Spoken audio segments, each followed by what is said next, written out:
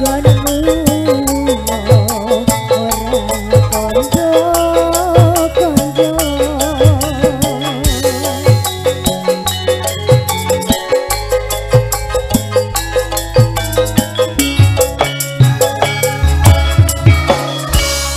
Bulbis Rahayu kusumane kate Sunda.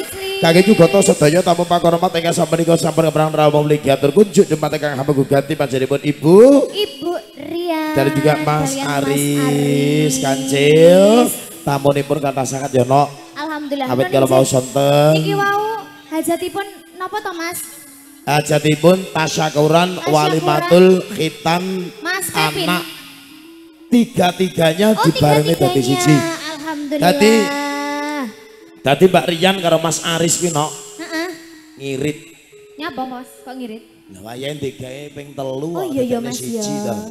Ngene iki pemasukanku ya kurang to cah malian kok. Rencana niki kok nggih badhe gadah damel malih Mas. Ning MC-ne uduk sampean jere. Ning MC-ne uduk sampean. Hati-hati lho. Nyapa? Lek wilayah Dongko kok campur sarian kok MC-ne dudu aku hati-hati lho. Nyapa? Wah, tenanan sumpah. Gini yo. Bire ra kena diombe kabeh. Ora MC-ne aku tenan. Ora sampean yo doyan. Oh iya arep nggih. Kene wonge kono nggih.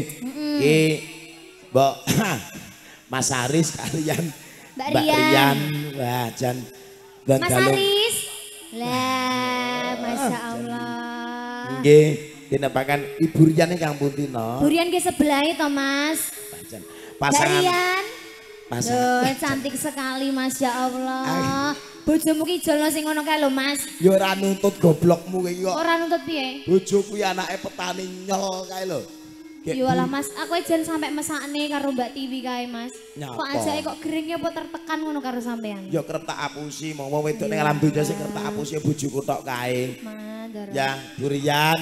Wah, selamat Bu, Pak Aris. Nggih. Sudah betul-betul ini kelaksanaan ya nok. Rencanane anggenipun menggugati. Betul.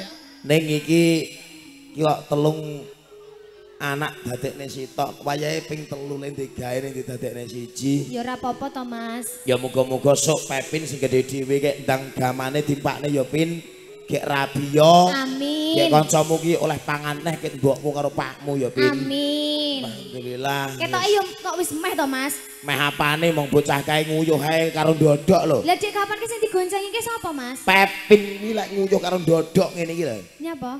Wedi karo cah wedok jan.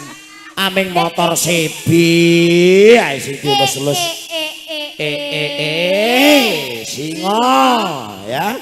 Luar biasa sekali. Matur sembah no. Matur sembah nuwun Mas. Dipun wali Sri Duriin menika pandemen sutresna budaya langir Besan Tayub.